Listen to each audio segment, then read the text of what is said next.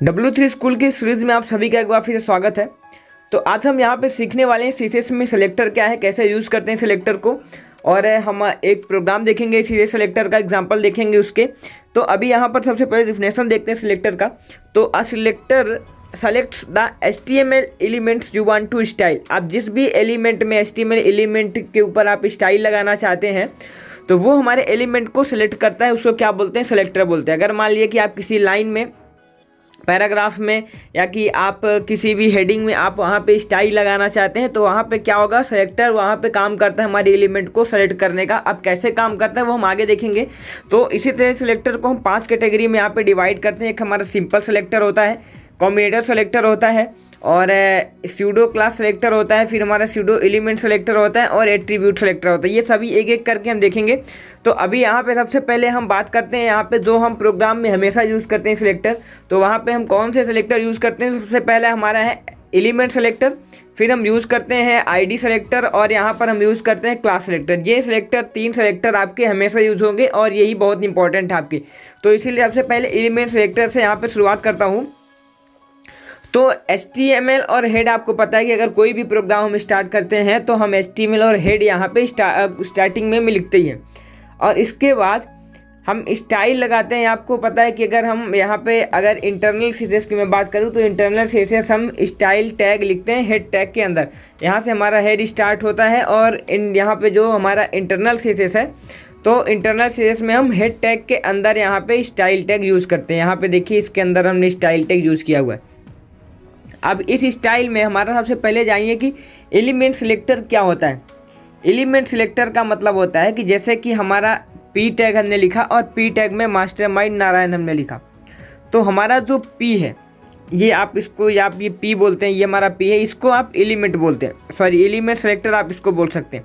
तो ये हमारा होता है ना। अभी तो इसको हम टैग बोलते हैं, लेकिन जब हम यहाँ पे यूज़ कर लेते हैं ये यहाँ पे, वो हमारा फिर हो जाता है सेलेक्टर। अभी तो यहाँ पे हमने P लिखा और इधर P को हमने क्लोज किया। अभी हमारा क्या, अभी ये टैग है हमारा P टैग है ना, पैराग्राफ टैग। अब जब हम इस टैग को P को अभी हम ये वाली साइन के अंदर ना लिख करके हम इसको बाहर लिख दें और स्टाइल टैग के अंदर लिखें, तो अब हमारा वो बन जाता है सेलेक्टर। ठीक इसी तरह से अगर यहाँ पे H1 लिखा हुआ है और H1 को मैं अगर यहाँ से अंदर से मैं हटा दूँ, H1 को यहाँ से अगर मैं H1 को हटा देता हूँ तो फिर हमारा खाली बचता है, हमारा जो H1 बाहर आ जाएगा, तब इसको हम बोलेंगे सेलेक्टर। तो इस तरह से यहाँ पे हमारा ये P है वो सेलेक्टर बन चुका है, ये वाले P के लिए, ये वाले P के लिए। तो हमने P लिखा और यहाँ पे पैराग्राफ के लिए हमें स्टाइल लगानी है, तो स्टाइल हमने कर्ली ब्रेस यहाँ पे लगाया, स्टाइल यहाँ पे टेक्स्ट अलाइन सेंटर, और यहाँ पे कलर रेड।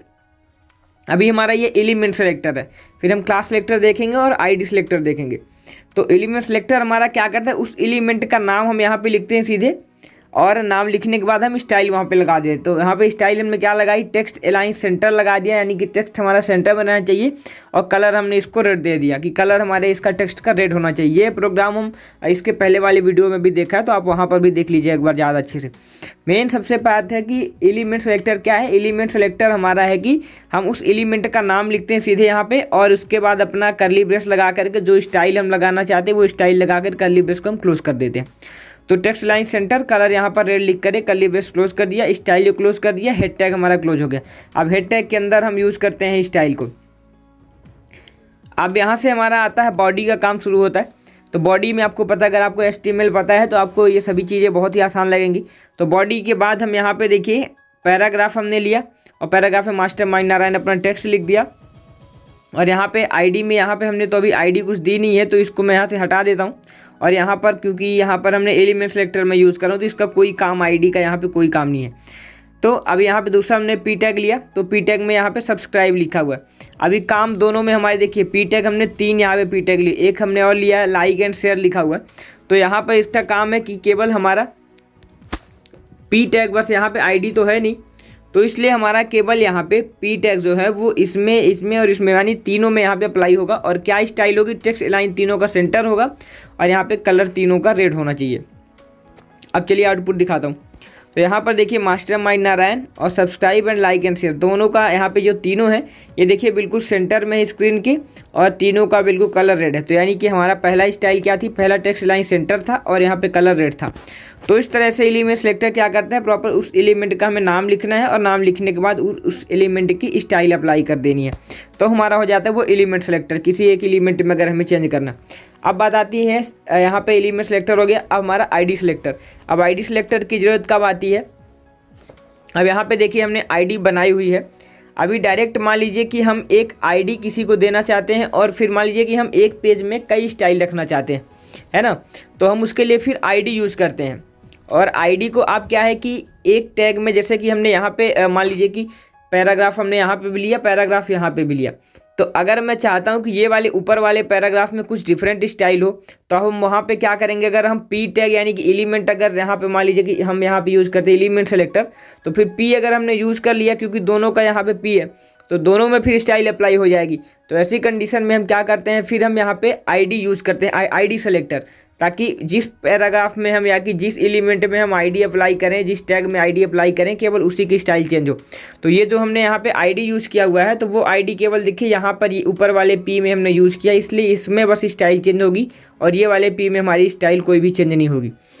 तो यहाँ पे देखिए इसके लिए हमें क्या करना है, आईडी सेलेक्टर कैसे यूज़ करना है। तो आईडी सेलेक्टर में सबसे पहले क्या होता है कि आईडी हम जो यूज़ करते हैं तो उसको हम हैज के साथ यहाँ पे स्टार्ट करते हैं, तो हमारा आईडी माना जाता है। अगर आप हैज नहीं लिखेंगे तो हमारी आईडी नहीं होगी फिर। और यहाँ पर सोचते हैं कि आप हैज को हटा दीजिए यहाँ से, और यहाँ पे फर्स्ट बस लिखा हुआ है तो आप फर्स्ट लिखिए और यहाँ पे फर्स्ट लिख देंगे, तो ऐसे नहीं होता। आईडी हमें यहाँ पर आईडी का हमारा साइन होता है, हैज से हमारा स्टार्ट होता है आईडी। तो हमने यहाँ पर एक आईडी बना ली हैज फर्स्ट के नाम से। और एक चीज़ और, आईडी का आप कोई भी नाम रख सकते हैं, आप अपना नाम भी रख सकते हैं आईडी का, ऐसा कुछ इसमें नहीं रहता है कि आप आईडी का कुछ भी डिफाइन नाम है वो नहीं है। अब इसके बाद फिर जैसे हमने यहाँ पे एलिमेंट सेलेक्ट किया था, एलिमेंट की जगह सेम यहाँ पे बस आईडी लिख लेना है। आईडी यहाँ पे देखिए, अभी मैं आपको दिखाता हूँ, यहाँ पे हमने क्या यूज़ किया था, एलिमेंट यूज़ किया था पी। अब यहाँ पे हमें क्या यूज़ कर लेना है, केवल आईडी का नाम यूज़ कर लेना है, हैज के साथ आईडी का नाम लिखना है और बाकी वही चीज़ें सब रहेंगी। हमारा कर्ली ब्रेस के साथ स्टार्ट होता है, हमें टेक्स्ट लाइन सेंटर हमने अपनी स्टाइल लगा दी, फिर कलर हमने यहाँ पर रेड लगा दिया, कर्ली ब्रेस को क्लोज कर दिया, स्टाइल को क्लोज कर दिया। हेड टैग के अंदर ही हमारा स्टाइल यूज़ होता है, अब इस चीज़ को ध्यान में रखिएगा। तो हेड टैग के अंदर हमारा स्टाइल, यहाँ पर केवल जहाँ पे हमने एलिमेंट सेलेक्ट किया था वहाँ पे केवल हमने हैज लिखा और फर्स्ट लिखा, यानी कि हमारी आईडी बन गई। कर्ली ब्रेस शुरू किया, फिर यहाँ पर टेक्स्ट अलाइन सेंटर और यहाँ पे कलर हमने रेड दे दिया और कर्ली ब्रेस को कर दिया यहाँ से क्लोज। अब ठीक इसके बाद क्या करना है, अब ये HTML क्लोज हो जाता है, हमारा हेड क्लोज हो जाता है। यहाँ स्टार्ट होता है बॉडी। तो बॉडी में देखिए हमने दो पी यहाँ पे पी टैग लिए, एक ये और ये किए। तो पहले पैराग्राफ में हमें अगर आईडी को, अब देखिए अभी ये काम नहीं करेगा जब तक, अभी तो हमने यहाँ पे कुछ लिखा नहीं है। तो अब देखिए अब हमें एक काम क्या करना है, यहाँ पे पैराग्राफ के अंदर जिस भी पैराग्राफ में हमें आईडी देना है, तो उस पैराग्राफ के अंदर हमें, जैसे कि हमें पी के अंदर देना है, तो पी के अंदर देखिए हमने आईडी लिखा हुआ है और इक्वल लगाया हुआ है। फिर हमने यहाँ पर कुछ इस तरह से यहाँ पे फर्स्ट लिखा हुआ है। फर्स्ट क्यों लिखा, क्योंकि यहाँ पे फर्स्ट हमने नाम लिखा। अब यहाँ पे गलती आप नहीं करेंगे कि आईडी हमें हैज यहाँ पे केवल हमें लगाना है स्टाइल के अंदर बताने के लिए कि हमारी आईडी है, जबकि आईडी का नाम क्या है, आईडी का नाम फर्स्ट है। तो यहाँ पर हम क्या लिखेंगे, यहाँ पर आईडी का नाम हम केवल फर्स्ट लिखेंगे, हमें हैज नहीं लिखना है यहाँ पे। तो इस तरह से जिस भी पैराग्राफ में आप स्टाइल लगाएंगे तो आप आईडी वहाँ पे लिखिए, आईडी का नाम यहाँ पे फर्स्ट लिख दीजिए। तो और इसके बाद अपना टेक्स्ट लिखिए। दूसरा हमने यहाँ पर पैराग्राफ लिया, मास्टरमाइंड नारायण, यहाँ पर ही कर दिया बॉडी को क्लोज, HTML को हमने आखिरी में कर दिया क्लोज। तो इस तरह से हमें आईडी को यहाँ पे हैज नहीं लिखना है, हमें केवल आईडी का नाम यहाँ पे लिखना है। और यहाँ पे आईडी का नाम हमने लिख दिया, आईडी लिखने के बाद नाम लिखना है। तो यहाँ पे हेलो हमने लिखा और यहाँ पर टेक्स्ट क्लोज किया। अब देखिए यहाँ पे आउटपुट क्या मिलना चाहिए, आउटपुट में वही मिलना चाहिए, टेक्स्ट हमारा सेंटर में होना चाहिए ये वाला, और हमारा जो कलर इसका रेड होना चाहिए, बाकी इसमें कोई चीज़ नहीं होनी चाहिए। तो अभी देखिए देखते हैं आउटपुट इसका क्या मिलता है। आउटपुट देखिए हेलो जो हमने लिखा, हेलो हमारा पूरा सेंटर में है, टेक्स्ट यहाँ पे पूरा इसका रेड भी है। यहाँ पे देखिए टेक्स्ट अलाइन हमने सेंटर दिया और यहाँ पे कलर हमने रेड दिया, तो यहाँ पे हमें टेक्स्ट लाइन सेंटर भी मिल रहा है, कलर यहाँ पे रेड मिल रहा है। तो इस तरह से हमारा काम करता है। जबकि यहाँ पे देखिए मास्टरमाइंड नारायण में हमें कोई भी चेंजेज नहीं मिला है यहाँ पे।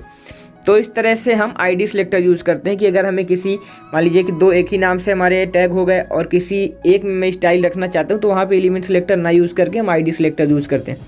अब आखिरी आता है हमारा क्लास सेलेक्टर। अब क्लास सेलेक्टर का भी काम कुछ इसी तरह से होता है, जैसे हम आईडी सेलेक्टर यूज़ करते हैं तो वहाँ पे हम क्लास सेलेक्टर यूज़ कर लेते हैं। सेम जैसे यहाँ पे हमने आईडी यूज़ किया हुआ है अभी मैं आपको दिखाता हूँ। यहाँ पे हमने आईडी यूज़ किया हुआ, अब यहीं पे हमें क्लास यूज़ कर लेना। अब कैसे एक बार प्रोग्राम बता देता हूँ तो आपको ज़्यादा समझ में आ जाएगा। अब देखिए स्टाइल के अंदर हमने क्या किया, स्टाइल हमारा वही हेड टैग के अंदर आएगा। तो स्टाइल के अंदर अभी क्लास आईडी में क्या होता था, आईडी में हम यूज़ करते थे हैज़।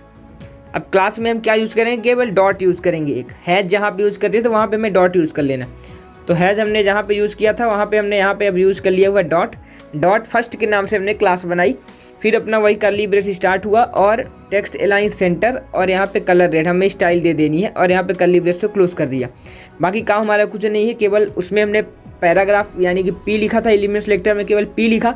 फिर यहाँ पे हमने आईडी सेलेक्टर में यहाँ पे हैज़ के साथ स्टार्ट किया था और अब यहाँ पे क्लास सेलेक्टर में हम डॉट के साथ स्टार्ट करेंगे, है ना। तो डॉट और फर्स्ट के नाम से हमने क्लास बना ली, फिर अपना स्टाइल हमने यहाँ पर दे दिया। अब यहाँ पे स्टाइल क्लोज होता है, बॉडी हमारा क्लोज हो जाता है, सॉरी हेड क्लोज होता है। अभी स्टार्ट होता है यहाँ से हमारा बॉडी।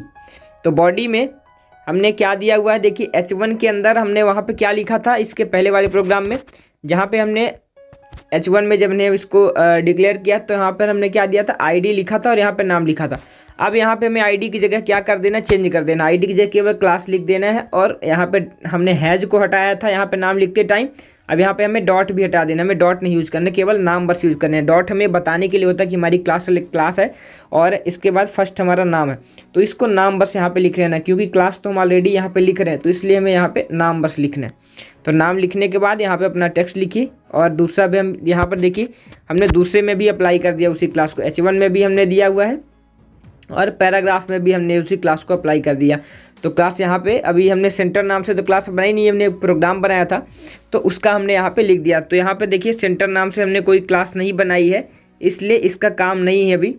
तो अभी तक देखिए यहाँ पे केवल हमने एक ही क्लास बनाई डॉट फर्स्ट के नाम से और वो क्लास को हमने यहाँ पे अप्लाई कर दिया डॉट फर्स्ट के नाम से। ये वाली क्लास अभी नहीं है तो इसका कोई काम नहीं है। हमारा जो टेक्स्ट आएगा एंड वेलकम वो बिल्कुल नॉर्मल टेक्स्ट आएगा, भले हमने यहाँ पे क्लास लिख दिया। अब क्लास लिखने से क्या होता है कि हमने यहाँ पर क्लास बनाया है नहीं, तो इसको प्रोग्राम को समझ में नहीं आएगा कि हमें क्या करना है। तो इसलिए क्लास हमारी डॉट फर्स्ट बस क्लास है, डॉट फर्स्ट यहाँ पे क्लास है हमारी और डॉट फर्स्ट हमारी हेलो लिखा हुआ है। तो हेलो में आपको पूरी स्टाइल मिलेगी। और यहाँ से एक चीज़ आपको ये क्लियर हो जाता है, अगर हम क्लास नहीं बनाते फिर भी क्लास अगर नाम रखेंगे तो हमें आउटपुट नहीं मिलेगा। तो यहाँ पर जबकि हमने यहाँ पर देखिए पैराग्राफ में हमने यहाँ पे सेंटर लिख दिया हुआ है क्लास, जबकि ये क्लास है ही नहीं। तो यानी कि हमें आउटपुट मिलेगा यहाँ पे टेक्स्ट लाइन सेंटर और कलर रेड मिलेगा, केवल हेलो में मिलेगा, इसमें नहीं मिलेगा। ये हमारा सिंपल रहेगा जैसे हमने इस वाले प्रोग्राम में देखा था, यहाँ पे हमने देखा था मास्टर माइंड नारायण में, ये वाले प्रोग्राम में आईडी सिलेक्टर में। इसी तरह से यहाँ पर भी सेम मिलेगा। तो यहाँ पर देख लीजिए हेलो हमें मिल रहा है यहाँ पे और यहाँ पे एंड वेलकम हमें यहाँ पर साइड में मिल रहा है, क्योंकि यहाँ पर हमने क्लास लिख दिया लेकिन ये क्लास हमने बनाया ही नहीं है, तो इसको प्रोग्राम को समझ में कैसे आएगा।